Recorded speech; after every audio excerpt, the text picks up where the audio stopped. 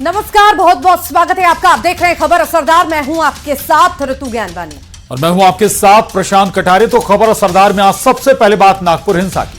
और नागपुर हिंसा में दर्ज एफआईआर से बड़ा खुलासा हुआ। एफआईआर में फहीम शमीम खान को मास्टरमाइंड बताया गया।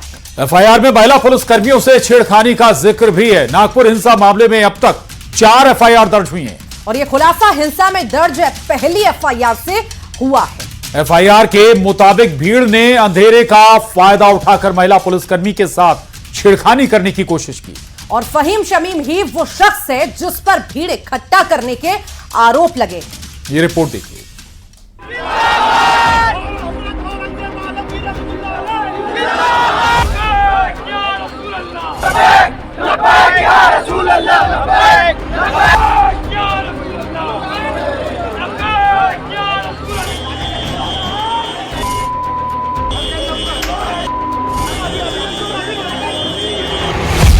नागपुर हिंसा का मास्टरमाइंड फहीम खान। भीड़ को भड़काया, शहर को जलाया।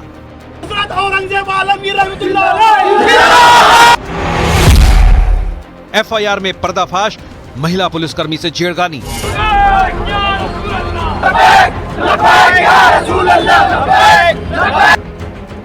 नागपुर में सोमवार को हुई हिंसा के पीछे फहीम खान के हाथ होने का खुलासा हुआ है। पुलिस के मुताबिक फहीम खान ने 500 से ज्यादा लोगों को इकट्ठा किया और हिंसा भड़काई। एफआईआर के मुताबिक फहीम खान ने जिस भीड़ को इकट्ठा किया, उस भीड़ ने महिला पुलिसकर्मियों के साथ छेड़छाड़ की कोशिश की और पुलिस वालों पर भी हमले किए। इसी भीड़ ने पुलिस पर पेट्रोल बम फेंके। करीब 600 लोगों ने पुलिस पर हमला किया, पुलिस वालों के साथ गाली गलौज की। भीड़ ने अंधेरे का फायदा उठाकर महिला पुलिसकर्मियों से छेड़छाड़ भी की। हिंसा की नीयत से जिस भीड़ को फहीम खान ने इकट्ठा किया, उनके हाथों में कुल्हाड़ी, लाठी डंडे, पत्थर और धारदार हथियार थे। देखिए, ये हम लोग जैसे मैंने बताया कि हम लोग वेरीफाई कर रहे हैं। इस तरह के जो भी नाम हैं जो बार बार इस तरह की चीजें कर रहे हैं, वो हम लोग उसके आधार पे हम लोग मैं आगे आपको बता पाऊंगा।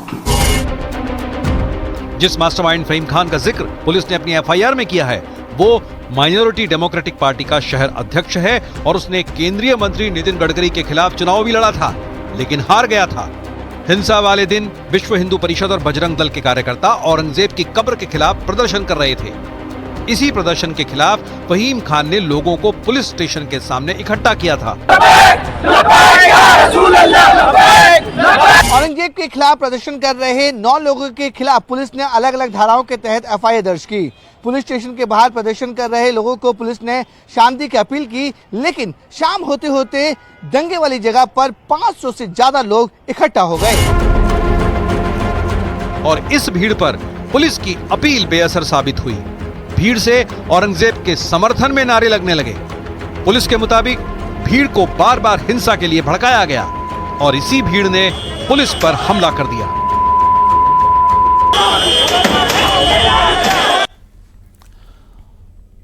औरंगजेब और उसकी कब्र को लेकर सियासत जारी है। एसपी सांसद वीरेंद्र सिंह ने विवादित बयान दिया है। उन्होंने कहा कि सरकार क्या सिर्फ मस्जिद पर ही कार्रवाई करेगी, क्या मठों और मंदिरों पर भी कार्रवाई होगी या नहीं। मठ मंदिरों ने सरकारी जमीन कब्जाई है तो बीजेपी नेता संगीत सोम ने भी विवादित बयान दिया। राहुल गांधी और अखिलेश यादव को देशद्रोही बता दिया। ये रिपोर्ट देखिए।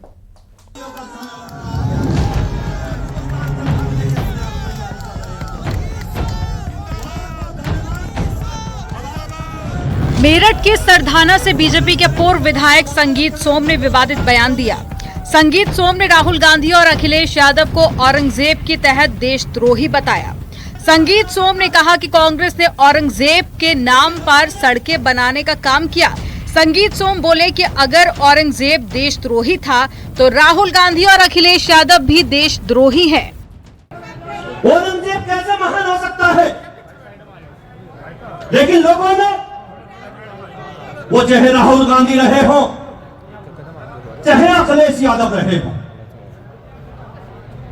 कांग्रेस का इतिहास रहा कि उन लोगों ने देश में औरंगजेब के नाम पर सड़कें बनाने का काम किया।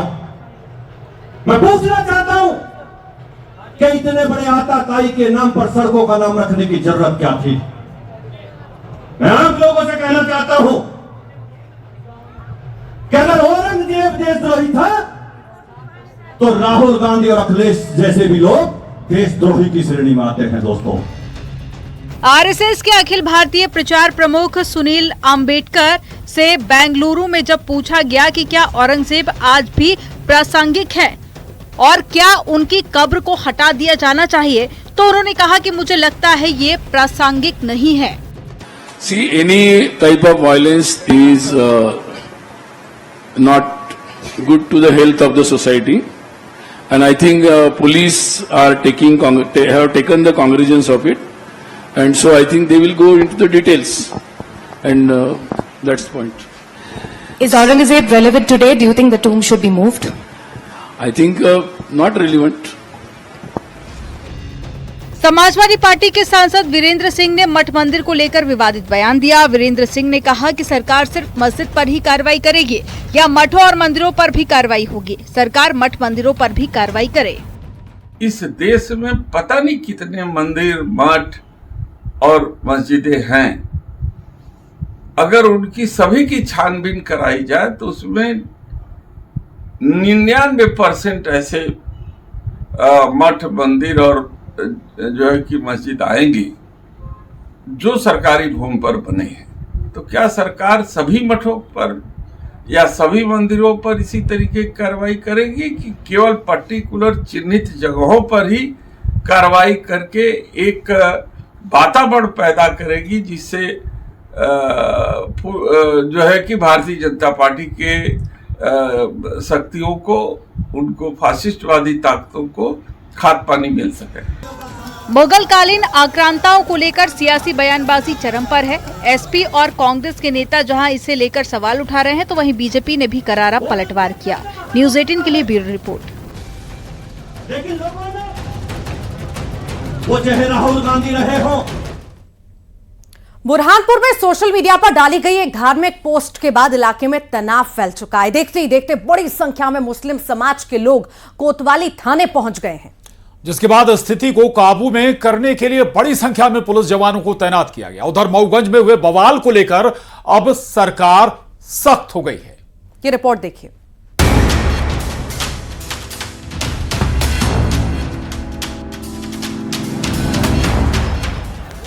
नफरत की आग भड़काकर कौन माहौल बिगाड़ रहा है, ये सवाल इसलिए क्योंकि महाराष्ट्र के नागपुर में भी यही हुआ और अब बुरहानपुर में तनाव का माहौल है। वजह है सोशल मीडिया पर डाली गई एक धार्मिक पोस्ट, जिसके बाद माहौल बिगड़ गया। तस्वीरों में भीड़ को देखकर आप स्थिति का अंदाजा लगा सकते हैं। भड़काऊ पोस्ट के बाद माहौल ऐसा बिगड़ा कि देखते देखते कोतवाली थाने में बड़ी संख्या में मुस्लिम समाज के लोग पहुंच गए। मामले की जानकारी मिलने के बाद एसपी तुरंत कोतवाली थाने पहुंचे और लोगों को समझाया गया। पुलिस ने सोशल मीडिया पर पोस्ट डालने वाले आरोपी को गिरफ्तार कर लिया है। भी रात के 10 बजे एक वायरल जो पोस्ट थी जिसमें धार्मिक भावनाओं का आहत होने वाले संबंधी कंटेंट थे, इस बात को लेके थाने में एक FIR हुई है। FIR से पहले काफी बड़ी मात्रा में वर्ग विशेष के काफी लोग आकर एजुटेशन कर रहे थे, उनको समझाइश दी है और उसमें FIR की है, डिस्पर्स। फिलहाल स्थिति काबू में है। सुरक्षा को लेकर जगह जगह पुलिस कर्मियों को तैनात किया गया है। लोगों से शांति व्यवस्था बनाए रखने की अपील की है। उधर मऊगंज में हुए बवाल के बाद सरकार ने बड़ा एक्शन लिया है। सरकार ने एसपी और कलेक्टर को हटा दिया है। एसपी रसना ठाकुर को हटाया गया, कलेक्टर अजय श्रीवास्तव को भी हटाया। संजय जैन मऊगंज के नए कलेक्टर होंगे। दिलीप सोनी को एसपी बनाया गया है। दरअसल मऊगंज में बंधक युवक को छुड़ाने के लिए पुलिस की टीम पहुंची थी, जिस पर आरोपियों ने हमला कर दिया था, जिसमें एक ASI की मौत हो गई थी, जबकि तहसीलदार समेत 8 पुलिसकर्मी घायल हुए थे। फिलहाल पुलिस की ओर से मामले की जांच की जा रही है। Bureau report, news 18। और यूपी के संभल में नेता मेला के बाद अब सद्भावना मेले पर भी पुलिस प्रशासन ने रोक लगा दी है। तो वहीं इसे लेकर सियासी बयानबाजी भी शुरू हो चुकी है। अखिलेश ने नेजा मेले की तुलना महाकुंभ मेले से की थी, जिस पर बीजेपी ने अखिलेश पर तुष्टीकरण की सियासत करने का आरोप लगाया है। यह रिपोर्ट देखिए।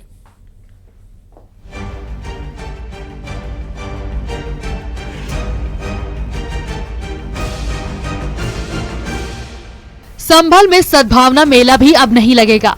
संभल एसडीएम ने बताया कि ये मेला 2 साल से नहीं लग रहा है। इस साल भी सद्भावना मेला नहीं लगेगा। नेजा मेला के बाद सद्भावना मेले पर भी रोक लगा दी गई है, परंतु इस बार किसी प्रकार के मेले की इस तरह की परमिशन नहीं दी जा रही। नेजा मेला की रोक पर समाजवादी पार्टी मुखर हो गई। समाजवादी पार्टी के विधायक इकबाल ने पूछा है कि संभल को क्यों टारगेट बनाया जा रहा है। भाई संभल को आप लोगों ने क्यों टारगेट बना रखा है?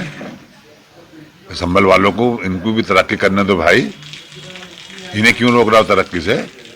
300 साल पहले हिंदुस्तान में क्या हुआ, हमें क्या मतलब? हम आज देख रहे हैं, हम अपने बच्चों के भविष्य को आज तलाश रहे हैं कि क्या होगा हमारे बच्चों का। और आप जो हैं पुराने इनको उखाड़ उखाड़ के ला रहे हैं और यहाँ लड़ाई हो रही है इन बातों के ऊपर। वहीं इससे पहले समाजवादी पार्टी के अध्यक्ष अखिलेश यादव ने भी नेजा मेला पर रोक को लेकर सवाल उठाए थे। उन्होंने नेजा मेला की तुलना महाकुंभ से की और पूछा, अगर महाकुंभ हो सकता है तो नेजा मेला क्यों नहीं? ये मेले क्या होते हैं जहां हम सब धर्म जाति के लोगों को मिलते हैं। अगर वो कुंभ की तारीफ कर सकते हैं तो किसी मेले और की तारीफ क्यों नहीं कर सकते? तो ये जो संस्कृति है हमारी के मेले होते थे, कार्यक्रम होते थे, आयोजन होते थे, हिंदू मुस्लिम सिख ईसाई सब मिलकर के जो रहते थे, वो भारतीय जनता पार्टी को पसंद नहीं आ रहा। अखिलेश के बयान पर बीजेपी ने पलटवार किया है। दिनेश शर्मा ने कहा कि अखिलेश यादव ने पवित्र महाकुंभ की तुलना एक विदेशी हमलावर के नाम पर लगने वाले मेले से की है। ये महाराजा सुहेलदेव का अपमान है। पवित्र कुंभ की तुलना एक आक्रांता के प्रादुर्भाव से की जाए, जिसने गाजर मूलियों के तरीके से यहां की जनता को काटा। उसने मुस्लिम भी काटा है, ऐसा थोड़ी कि केवल हिंदू काटा है। समाजवादी पार्टी के नेता ने तो आग में घी छिड़कने का काम किया। वहीं संभल में जामा मस्जिद की रंगाई पुताई का काम जारी है। इस बीच मस्जिद के सदर के सुर भी बदल गए हैं। उन्होंने कहा कि उन्हें हरे रंग पर सफेदी से कोई आपत्ति नहीं है। देखिए, अभी हमारी एएसआई से बात हुई थी, उन्होंने कहा कि हम सफेद पोतेंगे। हमने ठीक है, कोई परेशानी नहीं, पोते। अच्छा, सुनहरी नहीं लगेगा? हाँ। तो ये हम देख रहे थे बॉर्डर जो नक्काशी वाला सुनहरी और हरा रंग सुनहरी था, उसे उन्होंने सफेद कर दिया। कोई परेशानी नहीं, हमें कोई इतराज नहीं है। और जो हरे रंग की नक्काशी थी वो भी सफेद कर दी? हाँ, वो भी सफेद कर दी। तो अब इसका कोई आप लोग? हमारी कोई आपत्ति नहीं, कोई इतराज नहीं है इसके ऊपर।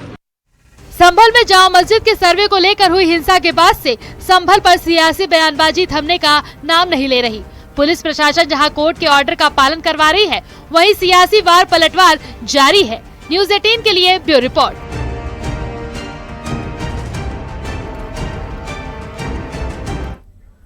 कांग्रेस सांसद शशि थरूर ने हाल ही में रूस यूक्रेन युद्ध पर मोदी सरकार के रुख की जमकर तारीफ की और इसी बात को लेकर बीजेपी ने कांग्रेस पर तंज कसा है। बीजेपी ने कहा कि प्रधानमंत्री को अब नए नफरत करने वालों की जरूरत है, क्योंकि पुराने तो उनके प्रशंसक बनते जा रहे हैं। तो वहीं कांग्रेस ने थरूर के बयान से पल्ला झाड़ते हुए इसे उनका निजी बयान बता दिया। ये रिपोर्ट देखिए।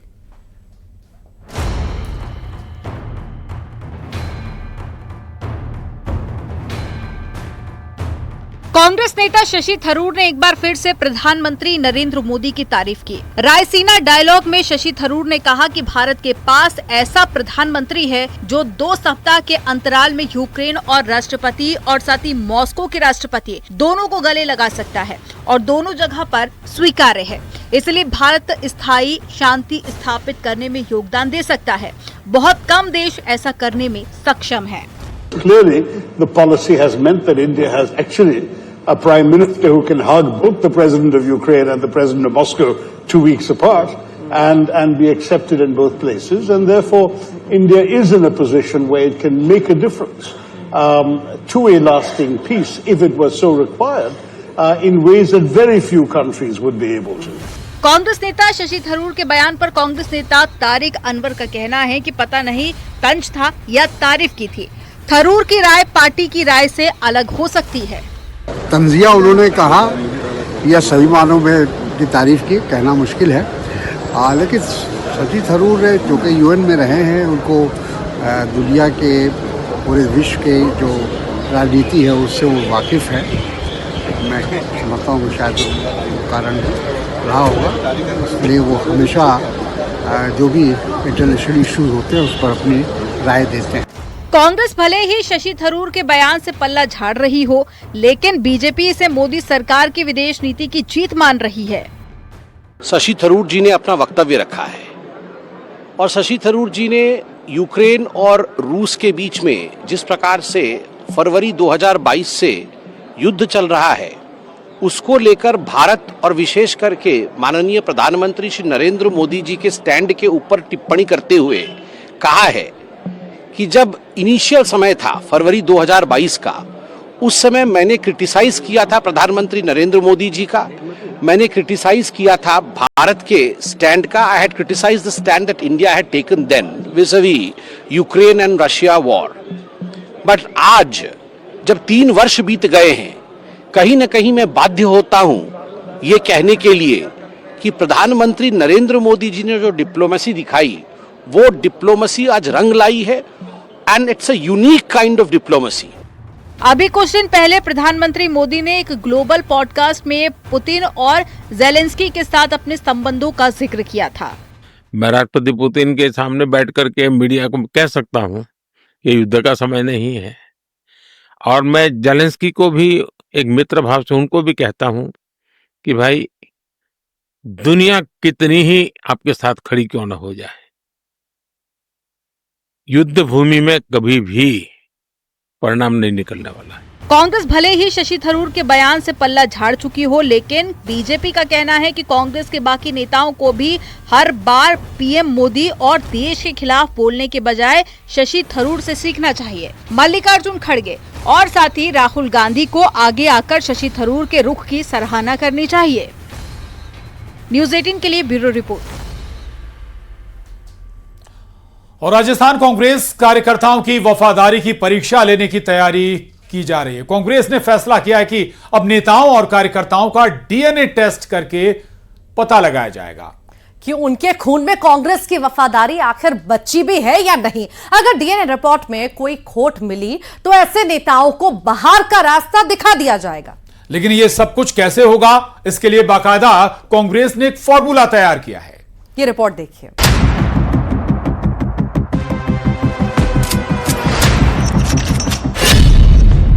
राजस्थान कांग्रेस में वफादारी की परीक्षा, कांग्रेस नेताओं के लॉयल्टी टेस्ट की तैयारी, डीएनए वाला प्रहार, कांग्रेस में कौन वफादार। जयपुर के तोतुका भवन में कांग्रेस का महामंथन हुआ। फैसला हुआ कि कांग्रेस की लगातार चुनावी हार की वजह सिर्फ नेता विरोधी लहर नहीं, बल्कि नेताओं की वफादारी की कमी है। अब सवाल उठा कि वफादारी कैसे परखी जाए, तो हल मिला डीएनए टेस्ट में। अब बैठकों से गायब होने वाले और बयानबाजी से पार्टी को शर्मिंदा करने वालों का डीएनए जांचा जाएगा। अगर डीएनए में कांग्रेस का मूल संस्कार नहीं मिला तो उन पर पार्टी का ताला लग जाएगा। राहुल जी ने जो कहा था कि डीएनए देखना चाहिए, कांग्रेस में जो 30% ऐसे लोग हैं, तो इनको मैंने कहा कि वो लेबॉर्ट्री हम राजस्थान से स्टार्ट करेंगे कि डीएनए अध्यक्ष जी हैं और यहाँ की कांग्रेस वो लेबॉर्ट्री जो है राजस्थान में करेंगे और राजस्थान में डीएनए करके पूरा हम बताएंगे। और सेकंड जो बात है कि जो लोग मीटिंग में नहीं आते, एक जो थर्ड मीटिंग में नहीं आएगा तो उसको ऑफिस में नहीं रखा जाएगा। कांग्रेस के इस डीएनए परीक्षण प्रयोग से विपक्ष को भी मुद्दा मिल गया है। बीजेपी ने सवाल उठाया, क्या कांग्रेस को अब अपने ही नेताओं पर भरोसा नहीं रहा। बीजेपी ने चुटकी लेते हुए पूछा, क्या ये डीएनए टेस्ट सिर्फ छोटे कार्यकर्ताओं का होगा या फिर बड़े नेताओं का भी। कहीं ऐसा तो नहीं कि बड़े नेता इस जांच की प्रयोगशाला से बाहर ही रह जाएं। देखिए, हार की बौखलाहट में कई बार ऐसे शब्द निकलते हैं, लेकिन इतने निचले स्तर पे कोई पहुंच जाएगा इसकी उम्मीद नहीं की जा सकती। अपने ही कार्यकर्ताओं की लॉयल्टी चेक करने के लिए उनका डीएनए टेस्ट करने जैसी बात करना, पहले राहुल गांधी से शुरू होना और अब उनके प्रदेश प्रभारी प्रदेश अध्यक्ष जी के मुंह से इस तरह के शब्द निकलना, मुझे लगता है कि एक पार्टी हार की हताशा में कितने नीचे जा सकती है उसका सबसे निकृष्ट उदाहरण है ये। अपने ही कार्यकर्ताओं पर शक करना और उनके डीएनए टेस्ट करने की बात करना, मुझे लगता है कि कांग्रेस इससे ज्यादा सतल पर जा नहीं सकती। दरअसल कांग्रेस को ये डीएनए जांच प्रयोगशाला का ख्याल लोकसभा और विधानसभा चुनावों में मिली हार के बाद आया है। अब पार्टी ने तय किया है कि लगातार बैठकों से गैर हाजिर रहने वाले और पार्टी विरोधी गतिविधियों में शामिल नेताओं की लिस्ट तैयार की जाएगी। ऐसे नेताओं और कार्यकर्ताओं को बिना वक्त गवाए बाहर का रास्ता दिखा दिया जाएगा। अच्छे कार्यकर्ताओं को मौका दिया जाएगा। देखना यह है कि इस डीएनए टेस्ट से कांग्रेस की वफादारी मजबूत होगी या पार्टी में बगावत की नई लहर उठेगी, क्योंकि सवाल पार्टी कार्यकर्ताओं की ईमानदारी का है, उनकी वफादारी का है।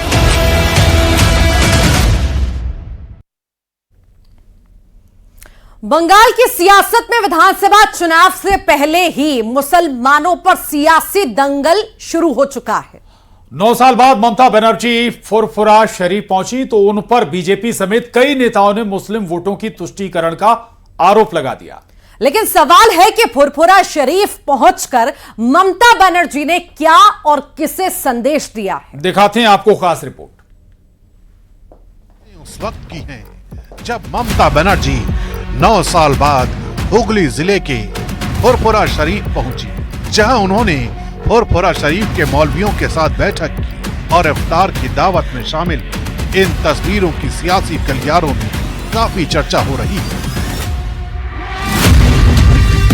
बंगाल की राजनीति में फुरफुरा शरीफ मुस्लिम वोट बैंक पॉलिटिक्स का सेंटर रहा है। यहाँ मोहम्मद अबू बकर सिद्दीकी की मजार है, जो बंगाल के मुसलमानों के एक वर्ग के प्रमुख पीर हैं। फुरफुरा शरीफ के धार्मिक नेताओं का राज्य के 2500 से ज्यादा मस्जिदों पर नियंत्रण है। राज्य के बांग्ला भाषी मुसलमानों में अच्छा खासा प्रभाव है। ममता बनर्जी के रमजान में फुरफुरा शरीफ की यात्रा से कांग्रेस, वाम दल और आईएसएफ की टेंशन ज्यादा बढ़ गई। अफ्तार की दावत में वहां पहुंची फुरफुरा शरीफ, हमारे बंगाल की सीएम ममता बनर्जी। फुरफुरा जाने से वोट नहीं मिलेगा, वोट मिलेगा फुरफुरा के लोगों की डिमांड पूरी करने से। वहां रेलवे स्टेशन की डिमांड है उनकी, वो करिए। बस स्टॉप की डिमांड है, वो करिए। क्या आप पूरा करेंगी? 9 साल से पहले अब जब गई तो ये वादा किया था आपने, वो पूरा नहीं हुआ। फुरफुरा शरीफ के जो हमारे पीर साहब है, तोहा सिद्दीकी साहब, पीर साहब की औलादों में है तोहा सिद्दीकी साहब, उन्होंने स्टेटमेंट दिया ऑन रिकॉर्ड 3-4 दिन पहले कि फुरफुरा में एक भी काम नहीं हुआ। तो हमें पता है इस बार भी जब सीएम गई है सिर्फ वोट बैंक के लिए गई। Every time before election, she went there to consolidate the vote bank. Bengal को बचाना चाहिए और बंगाल का खास करके जिस तरीके से हिंदू त्योहार के ऊपर आक्रमण हो रहा है, उसका बाद सबको एक होना चाहिए। ये तो नारा ही चल रहा है, बांटेगा तो काटेगा। 9 साल के बाद जा रहा है। देखिए, जैसे शुभेंदु अधिकारी साहब है, ममता दीदी है और नौशाद सिद्दीकी, जो भी है 24/7 पॉलिटिक्स कर रहे हैं। जो जिधर जाता है, जो ड्रेस कोड होते हैं, जो खाते हैं, जो पीते हैं, जो बोलते, पूरा के पूरा पॉलिटिक्स है। एक दौर में बंगाल में मुस्लिम कांग्रेस का बड़ा वोट बैंक रहा था। अब ये वोट बैंक पूरी तरह से टीएमसी की तरफ शिफ्ट हो गया है। कुछ ऐसी ही तस्वीर दिल्ली की थी, जब कांग्रेस आप से अलग होकर चुनाव लड़ी, जिसका खामियाजा आम आदमी पार्टी को भुगतना पड़ा। अब यही खेला टीएमसी बंगाल में कांग्रेस के साथ कर सकती है।